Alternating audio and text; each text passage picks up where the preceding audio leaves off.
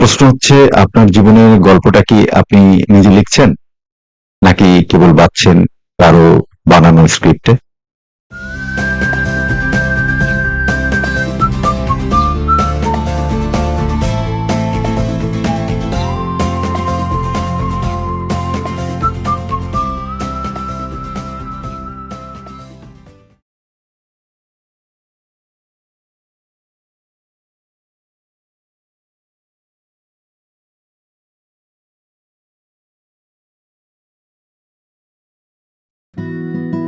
Welcome বন্ধুরা, থিঙ্কিকো চিন্তার প্রতিধ্বনি পেজ থেকে সবাইকে স্বাগত জানাই।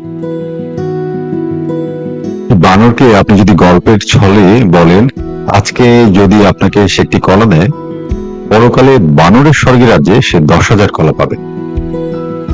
বানরকে অনেক কষ্ট করে আপনি প্রস্তাবটা বোঝানোর পরপরই দেখবেন সে আপনার হাত থেকে কলাটা নিয়ে নির্লিপ্ত ভাবে খাওয়া শুরু করবে।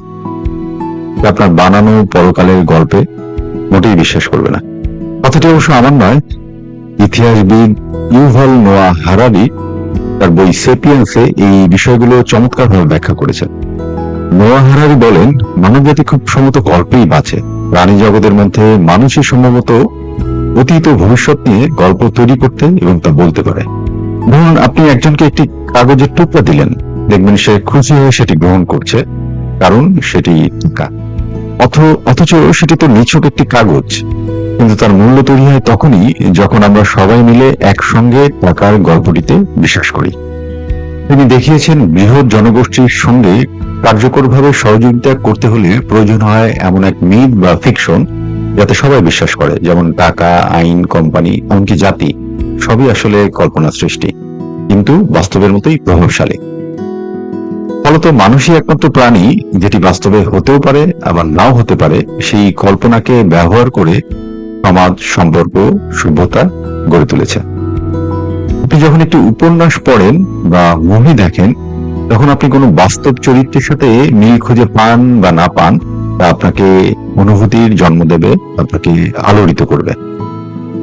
উদাহরণস্বরূপ, বিভূতিভূষণের পথের পাঁচালীর সেই গ্রামের কথা মনে করা যেতে পারে, যা বাস্তবে থাকতে পারে বা নাও থাকতে পারে, কিন্তু সেই কল্পিত গ্রামের জীবনই আমাদের সত্য অনুভূতির জন্ম দেয়। অথবা মনে করুন, সেই 90 দশকের বিটিভিতে প্রচারিত হুমায়ুন আহমেদের কোথাও কেউ নেই নাটকের বাকের ভাইয়ের চরিত্রটি।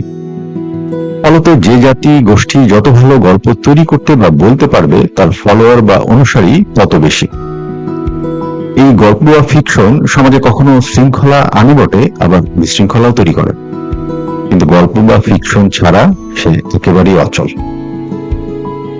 শেষত প্রশ্ন হচ্ছে, আপনার জীবনের গল্পটা কি আপনি নিজে লিখছেন, নাকি কেবল বাঁচছেন কারো বানানো স্ক্রিপ্টে? ধন্যবাদ।